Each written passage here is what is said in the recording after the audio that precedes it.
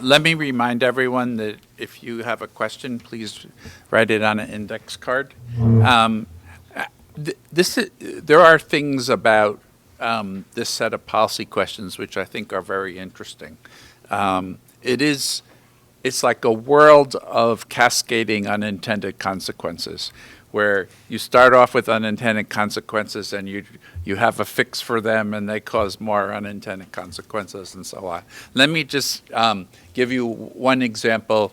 When I was teaching in an inner city high school in the Crown Heights section of Brooklyn in the 1980s and early 1990s, and the way in which poverty is measured, or was measured at that time, and therefore would direct Title I funds, was students' free and reduced lunch status.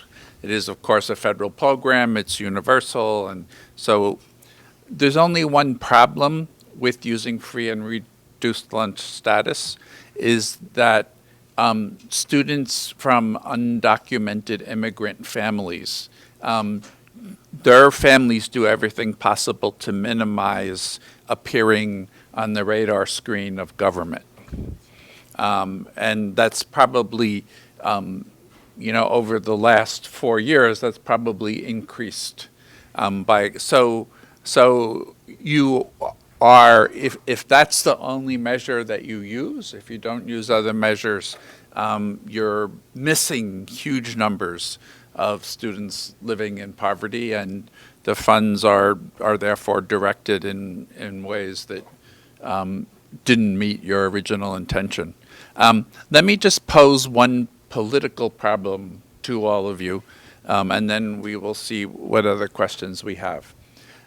There is a thinking in political science that the reason why Social Security has never been successfully undermined by folks who would like to go back to some pre-New Deal days is that it's a universal program. And so even though some people depend upon it a lot more for their retirement, and in that respect, its benefits are probably skewed towards poor people, everybody gets something from it. And so when people start making noises about, can we make Social Security means tested, can we cut it, you get a universally bad reaction.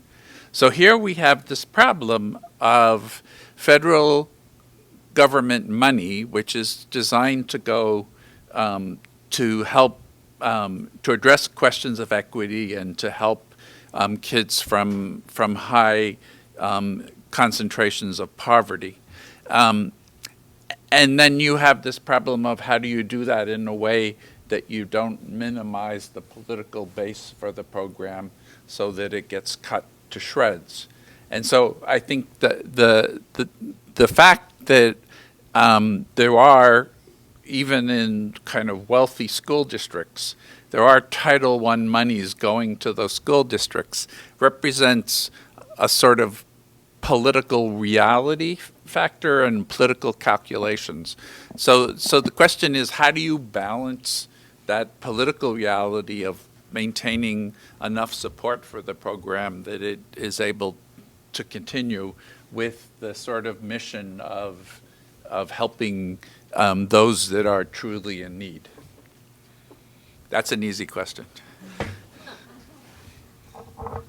I want to take that first. I think that political reality is always it's reflected at each kind of in resource allocation and in policy design at each level of the system. I experience it most in my work in looking at what it takes to get a state legislature to pass a progressive school funding formula. Right? It's always about, the political calculus is always, we need this many votes in the House, this many votes in the Senate. And you start with, this more ideological type of formula which may target the resources more, but then there will always be the trade-offs. There are always going to be those pieces of the aid program that spread it to those who need it less simply to get those votes. In federal Title I, there are the things like the small state minimums. even within the programs that are intended to be poverty targeted, you get the same thing. We got a pot of money. We want to get as much of it. The ideology behind it is we want to get as much of it need-based as we can. How far do we have to politically trade backwards to get the votes then to get it passed? So it's kind of like a necessary part of the problem, because these are all policies that have to make it through. They got to go through a political meat grinder. We can, try to substitute. We can appoint a grand wizard or whatever, or some, panel to oversee the design of, this technologically perfect, policy, but there's no way to substitute for the political and representative process. It can't be done. That's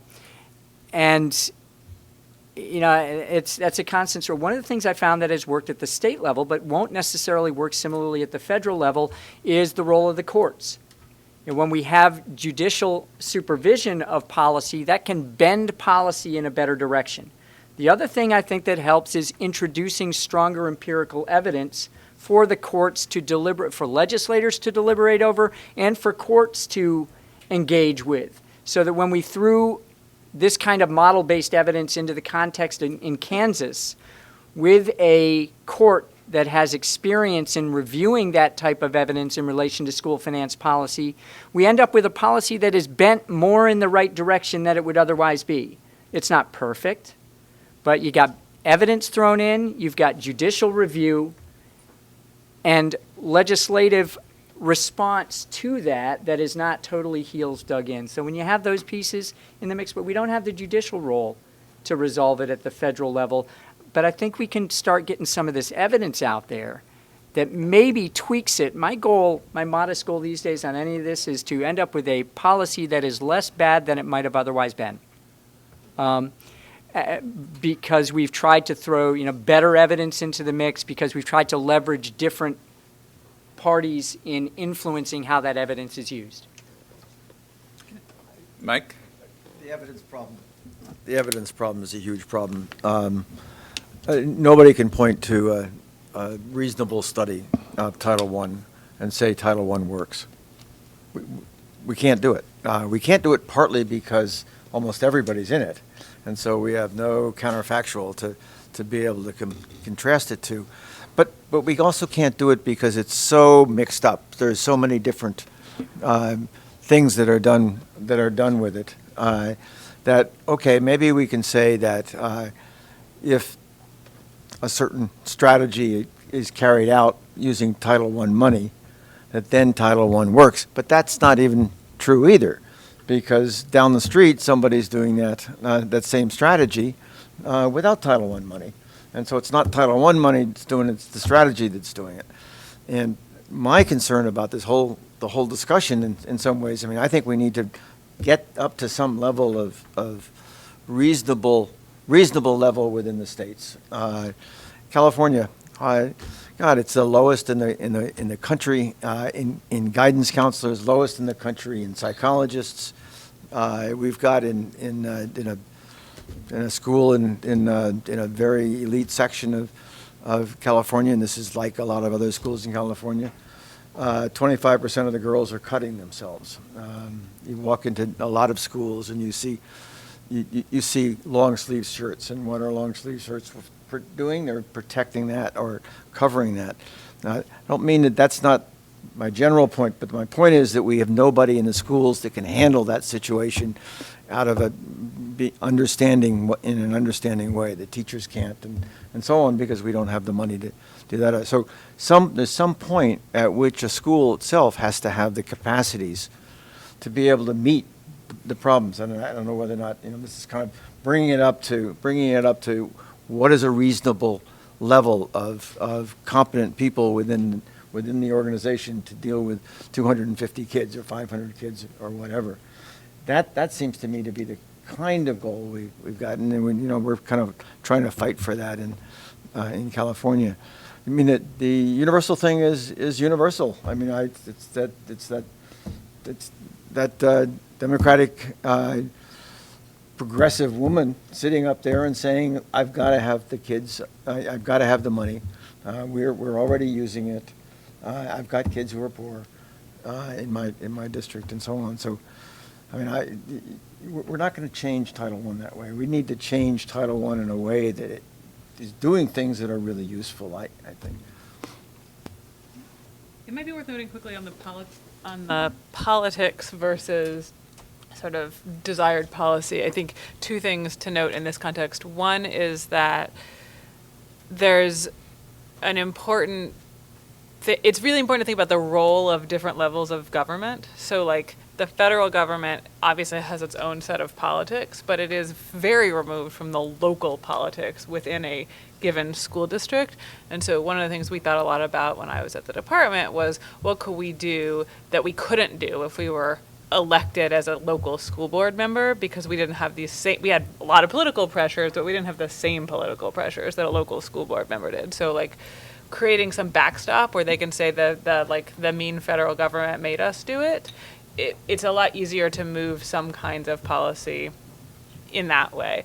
It doesn't always work because there's a whole different set of politics at the federal level, but that's one thing to think about in the trade-off. I think the other thing is just that like it's always easier to increase equity when you're increasing money for everybody. So like we're thinking about this a lot, and as we see states across the country think about investing more in their public schools right now, which I hope is a trend that will actually sort of bear fruit. Like in Maryland, there's a conversation about spending $4 billion new dollars in education, which is amazing. And there's a real conversation going that I hope that will intensify, that is like, what percentage of that new money is going to, like, what percentage increase will students living in poverty see or English learners see, as opposed to students who don't have those additional categories of need. And right now, I'm frankly a little concerned that the proposals on the table are actually going to lead to bigger increases in spending for students who don't have those additional needs than for students who do. That doesn't seem like it passes sort of a common sense test when you look at the outcomes in Maryland and the outcome gaps in Maryland. So I think, and Maryland's not alone in that, it just happens to be close and on the top of mind for me right now. So I would say promote equity when you're rising all boats, I guess, very intentionally. So there's some interest in the intersection of teacher pay and seniority with federal government monies and this comparability issue. So I think people would like to have it explained more. It might be also useful to have how that problem looks like from the top down. I could tell you what it looks like from the bottom up, but from the top down, how does that look like, and what were the problems in terms of trying to move that issue? Well, Any of us could. Yeah, I do. it Good. depends on what we're- You could take it from the money side of it. What do you mean top down, at the various levels? So, that's the 2 so million. I can tell you the issues that are, Yeah. like, as I can do that. a local union official, Right. I can tell you the issues Well, that right. arose Yeah. in the schools from the policy that was being suggested, and what those were. So there's different ways of viewing this issue. There's no doubt in my mind that the original intention, from the federal government Department of Education was one that was equity driven, but Yeah. So let's. So maybe it's worth actually starting at that level, which is like I think the easiest to start with, which is like often the pattern is within a school district, right? Is that teachers who, and there's always exceptions to this, but the generic pattern is that teachers, as they gain seniority, get first choice as to which school they want to teach in, right? And they also get increasing pay based on that seniority. So that 1-2 combo tends to mean in the and average there's a school high rate district, of turnover. and there's a high rate of turnover High poverty schools. in high poverty schools. So what happens across all those things is that you end up on average with higher paid teachers in schools with relatively lower concentration of needs. This is not always true. There's lots of exceptions, but like that's the generic pattern that we often see. And that in and of itself could be totally fine. The problem is that there's also lots of rules and regulations generally that say that class sizes are often prescribed, right? So you can't like then say, okay, but in a school that has a lot of first year teachers and a lot of students living in poverty, we're going to have much smaller class sizes to make up for that, or we're going to have much more planning time, or we're going to hire additional coaches to support those teachers. We do some of that, but we don't do enough of it to make up for the dollars that we're spending, the more dollars that we're spending on salaries in the schools with lots of more senior teachers. And so when you add up just pure numbers, when you add up the dollars that we spend, what often happens, actually it's not even that often. It's like a fairly small number of districts in which this is a big problem, as Bruce tried to point out. It's just that, in fact, when we looked at this nationally, we thought it was only about 10% of districts across the country. The problem is they're big. They serve a lot of kids. So, like, some of them are big, some of them are small. But, like, we estimated that you would be about 10% of districts across the country would be spending less in Title I schools than in the average non-Title I schools, and that about 3 million kids were in those districts. So they're not, it's just like, it's not a huge problem. That's the thing, is it's not like every district in the country is driving this, but it is a problem in some districts serving 3 million kids. So 3 million kids in Title I schools, I should say, not just serving 3 million kids overall. I don't know if that helps as a context. Yeah. I'm sure you guys have more to add. Yeah, I'm trying to figure out what people would be most.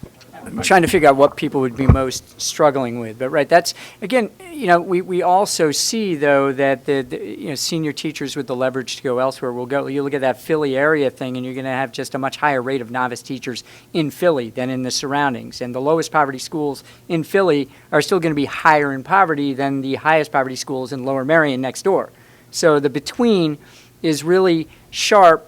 And the other thing that we've been finding that's interesting is it's actually trickier than we think to study the variation in resources across schools within a district, because the biggest factor differentiating the staffing, we tend to look at staffing expenditures per pupil.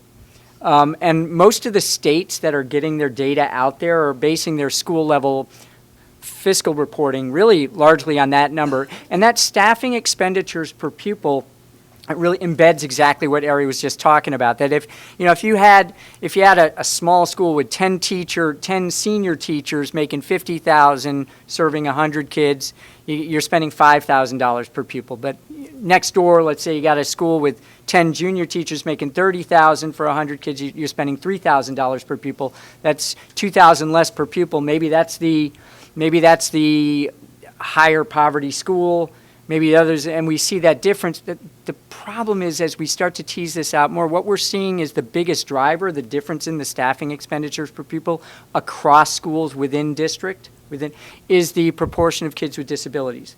Special education drives the staffing ratios, drives the staffing expense per pupil more than anything else. And when we estimate models, you got to have districts that have enough schools to fit a model to the spending variation across schools within a district. But when we fit models that account for special ed population for grade range differences, we actually tend to find even less difference that's driven by this more, the classic problem. And I think part of it is districts have become more attuned to that classic problem, and some have done things to remedy it. Or they think they have. Well, they've done things to make it more random, but not yet predictable in the right direction. It was previously predictable in the wrong direction, and now it's just kind of noisy, and some of them have moved more in the right direction. New York City's funding with respect to various student factors is more equitable across schools within the city than is the funding across districts across the state. So New York City is achieving greater student need-based equity based on ELL, special ed, and poverty. Doesn't say they're doing great. Yeah. In fact, they're not doing that great at all. It's just that the state across districts is doing worse than the city. So these are, solving this is tricky, but we also, I don't want us to have the bad incentive thing of messing up how we're dealing with special education. No, certainly. By focusing just on an oversimplified metric of the Title I versus non-Title I schools and staffing expenditure per pupil. Yeah. It's interesting, somebody mentioned handicapped special ed. When that bill was passed, the deal was that in special education, that the federal government would cover 40% of the cost. I don't think we've ever gone, but I don't think the federal government has ever gone beyond 15 or 16%. If we just paid back that 24% of costs and let the states and the districts work out that money and use it in creative ways, you'd solve a lot of these issues. But on one other point, one of the problems that faces a full comparability between schools is that many schools have different kinds of elements in them. They may have an area for kids who need work in languages of some sort, particularly when you reach the middle school age and the high school age. Those schools can be very, very different, and they're often choice schools, at least within smaller areas. So you run into all sorts of kind of problems that are they're not problems that you want to dig deeply into. They're problems that you want to go away because you have a bigger idea about how to create comparability. The other thing I just think is worth saying here is that, like, we've been up here like, well, but is it might be that in a lot of districts it's really almost even now and it's kind of flat, and that's true, but like that's not the goal. Like the research that Bruce does and the research that others do that I cite to all the time, like, make very clear that we should be spending 2 to 3 times as much according, like, in high need districts or high poverty districts. So so maybe a bunch of districts are going to show that they're spending roughly the same across all their schools, and so maybe people will say, see, this wasn't a big problem. Turns out that's not the goal. That's the classic equity as inequality conversation, which I think is maybe worth re-elevating, because a lot of people I work with are worried that as these numbers come out that ESSA required, these new school level spending data come out, they're worried that people are going to start reporters are going to start writing stories saying, what's the big deal? Everybody's getting exactly the same dollars per pupil. That's actually totally fair. The school district's doing exactly what they should. And in fact, that's not particularly research-based, not particularly smart, not likely to close gaps. So maybe worth it. So this is an interesting issue in terms of how something plays out in schools in ways that have nothing to do with the intentions of the policy. So if you look at inequities in staffing across schools and you decide that you're going to fix them without having additional monies coming in other words, without leveling up, then you're in a position of taking from some schools and giving to other schools. And that creates huge political problems within a district because schools that you're taking from feel like they're being punished for something that they have no control over. Which is why this is like the same thing with the health care debate. If people think you're taking something away from them, you're in trouble. You're in deep political trouble. If they feel you're giving something to other people that they themselves have, the other people don't, that's a whole different set of calculations. So without the ability to level up, you have huge problems. Then you also create a set of unintended staffing consequences. Because if I have a senior staff and I'm now getting less money, a teacher's seniority becomes something that's a disincentive for me. So I'm now looking for junior teachers in order to be able to staff my school. And so you have an effect of teachers who are senior ending up feeling that they are being the subject of discriminatory policies because of their seniority. So the question of how you do these in a way that actually kind of deals with those on-the-ground political realities is very important. So another industry would deal with it. in the following way. It would take a little bit of the money that's needed to fill that gap in year one, and a little bit in year two, and everybody would still get some share, some increase in it, and a little bit in 3, and a little bit in 4. But it's like the candidates out there talking about tripling Title I. Well, if you triple Title I, you're going to get the same phenomenon you had in 1970. You're going to get a study saying that it's going all for the wrong purposes. But if you move it in a slower way, and you move it in with some purpose behind it, you could get results. Now, problem is Title I is reviewed only every 7 years, and you're not going to, or supposedly 5 years, and you're not going to get that kind of thinking. But there's absolutely no successful organization in the world that doesn't think over a time period of 5 to 7 to 10 years, and then move slowly toward that goal.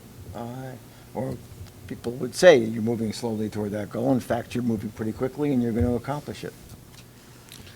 Okay, we've hit the 2 o'clock mark.